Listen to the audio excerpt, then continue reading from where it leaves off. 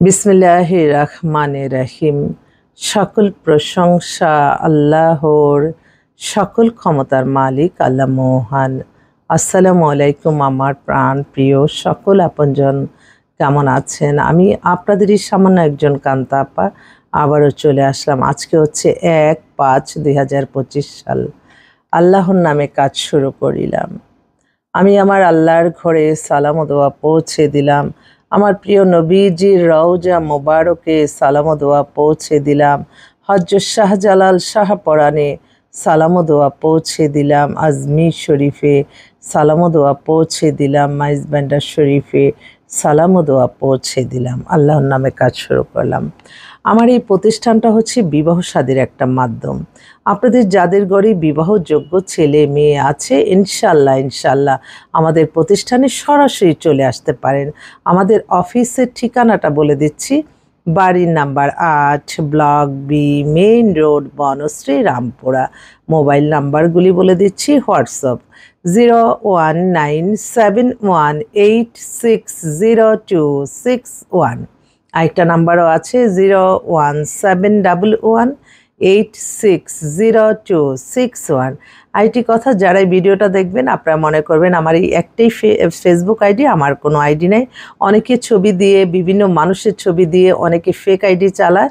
তো এই ব্যাপারে একটু সতর্ক থাকতে হবে। অবশ্যই আপনারা যখন একটা ফ্রেন্ড অ্যাকসেপ্ট করবেন এবং সেটা যদি মেসেঞ্জারে তারা যদি লেখাতেই বলে এই সেই, এটা কখনোই বিশ্বাস করবেন না। অবশ্যই তার সাথে আপনি ভিডিও কলে কনফার্ম হবেন সেই মানুষটা সে কিনা, কারণ অতিরিক্ত ফেক আইডি খুলে মেয়েদের ছবি দিয়ে ছেলেরাই এগুলি চালাচ্ছে এবং বিভিন্ন ধরনের আজে বাজে ছবি আসলে এটা যারা এই ছোট ছোট অপরাধ করে, আমি মনে করি তারাই আবার একদম বড় অপরাধ করতে পারে।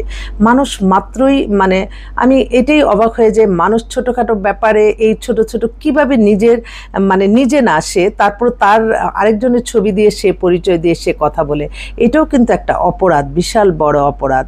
তো এগুলি আমরা ছোট ছোট ব্যাপারগুলি যদি আমরা আগে থেকে সতর্ক করে দিই, সবাই যদি এই ব্যাপারে একটু সতর্ক হই, তাহলে এইগুলির সেক্টরে আর মানুষ এগুলি হবে না। কারণ এখন একটা আল্লাহর সৃষ্টি এমন একটা সুন্দর একটা সামাজিক মাধ্যম আমাদের দিয়েছে, যেটার মাধ্যমে আমরা একে অন্যের প্রতি ভালোবাসা ছড়িয়ে দিতে পারি, একে অন্যের যে প্রফেশন আছে প্রফেশনগুলি তুলে ধরতে পারি, এবং এই প্রফেশনের যে কোনো মানুষের কল্যাণে যে কাজগুলি করা হয় সেগুলি যদি আমরা এই সামাজিক যোগাযোগের মাধ্যমে মতো সব কিছু সততার সহিত আমরা চলি, তাহলে কিন্তু আমরা সবাই মিলেই ভালো থাকবো। তাহলে এত কর্মহীন মানুষও থাকবে না। মানুষ দেখবেন আপনি যখন আপনার কর্ম না থাকবে, একটা রানিংয়ের মধ্যে আপনি যখন কর্মহীন হয়ে যাবেন, তখনই কিন্তু মানুষ অপরাধে জড়ায়। তাই আমাদেরও এই সমাজে বেশি বেশি মানুষ দেখা যাচ্ছে অতিরিক্ত ইয়াং জেনারেশনরা একটু কাজকর্মে দেখা যাচ্ছে তারা কম কাজ পাচ্ছে, তখন দেখা যায় যে তারা বিভিন্ন ধরনের অপরাধে মাথার ভিতরে তখন শয়তানি ঢুকে যে কোনটা করলে আমি কিছু আর্ন করতে পারবো। সেজন্য মানুষের নামে মিথ্যা কাল্পনিক গল্প বানিয়ে মানুষকে হয়রানি করা, মানুষকে ক্ষতি করা, এই মেন্টালিটি নিয়ে থাকে। তো আমরা যদি সকলেই মনে করি যে আমার আল্লাহকে মেনটেন করব, আল্লাহর আদেশ নিষেধ মেনে চলবো এবং আল্লাহর ইবাদত বন্দেগী, নামাজ, রোজা, হজ, যাকাত, ওমরা পালন, ভালো কাজের মাধ্যমে আমরা ভালো থাকবো, এটাতেই সকল শান্তি। কখনো মানুষকে ক্ষতি করে আপনি বড় হবেন এই চিন্তা যাতে কেউ না করে। সবসময় ভালোর সাথে থাকতে হবে। আমরা একে অন্যের পাশে থাকবো সুখে দুঃখে, এটাই হোক আমাদের সকলের চাওয়া। আজকে মে মাসের 1 তারিখ, আজকে শ্রমিক দিবস। তো আমি সকল শ্রমিকদের, আমি সহ আমার এই প্রতিষ্ঠান সহ এবং যারা আমরা কর্মক্ষেত্রে আছি সকলের প্রতি রইল আমার অনেক অনেক সালাম, শ্রদ্ধার ভালোবাসা। সবসময় মনে রাখতে হবে আমরা একে অন্যের আপনজন। কেউ কারো হিংসা বিদ্বেষের শিকার যাতে না হই। অন্যায় করে যে অন্যায় শাস্তি সে পাবে, কিন্তু কখনো মিথ্যা কোনো কাল্পনিক গল্প বানিয়ে মানুষ যাতে হয়রানির শিকার না হয় সেদিকে আমাদের সকলেরই দৃষ্টি দিতে হবে। আসলে আমি সবসময় মনে করি আমাদের জীবন মান পরিচালনা সব কিছু আল্লাহর সন্তুষ্টি লাভের আশায় কাজ করলে আমরা সবাই ভালো থাকব। যেটা গুনাহ সেটা আমরা বাদ দিব, যেটা আমাদের জন্য আল্লাহ আদেশ করেছে সেটা আমরা মানব। এর মাধ্যমেই তো আমাদের জীবন পরিচালনা হবে।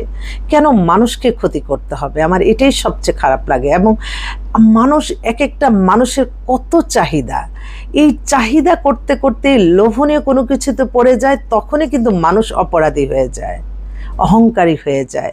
তবে আমি সবসময় মনে করি যে যত বেশি ক্ষমতাবান, অর্থবিত্তর মালিক, সে তত মায়াশীল হবে, দয়াশীল হবে, দানশীল হবে, ক্ষমাশীল হবে।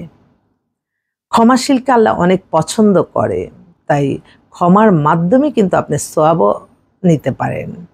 তো আমি সবসময় সবাইকে বলি, আমিও যদি কোনো সমস্যায় ভুল হয়ে যায়, আপনারা সকলে ক্ষমা করে দিবেন এবং শুধরানোর জন্য মানুষকে সময় দিতে হবে। মানুষ কিন্তু ভুল করতেই পারে, মানুষ তো মানুষ, ফেরেশতা তো আর না। তো সেজন্য এই চিন্তা নিয়ে কাজ করতে হবে যে সে দেখা যায় যে বর্তমান সমাজে যে আসলে আমি মনে করি যার দ্বারা মানবতার কল্যাণ হবে, মানুষের কল্যাণ হবে, আল্লাহ যাতে তাকেই ক্ষমতা দান করেন এবং যে এই রাষ্ট্র পরিচালনা করবে সুন্দরভাবে, তার পাশে আমরা সবসময় থাকতে চাই প্রত্যেকেরই। কেন আমার নিজের কোনো একদম পার্টিতেই জড়াতে হবে, নিজের কোনো কিছু, তা না হলে আমি এই সমাজে বসবাস করতে পারবো না। এই নিয়ম থেকে আমাদের বেরিয়ে আসতে হবে। আমরা নতুন বাংলাদেশ চাচ্ছি, কিন্তু নতুন বাংলাদেশ কিন্তু নতুন আসতেছে না, পুরানোগুলি অনুকরণ করেই চলা হচ্ছে। সেগুলি থেকেও আমাদের বেরিয়ে আসতে হবে।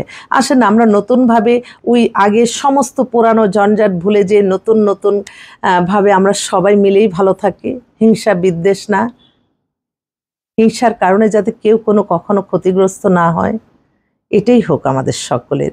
ভুল হলে ক্ষমা করে দিবেন। আসসালামু আলাইকুম।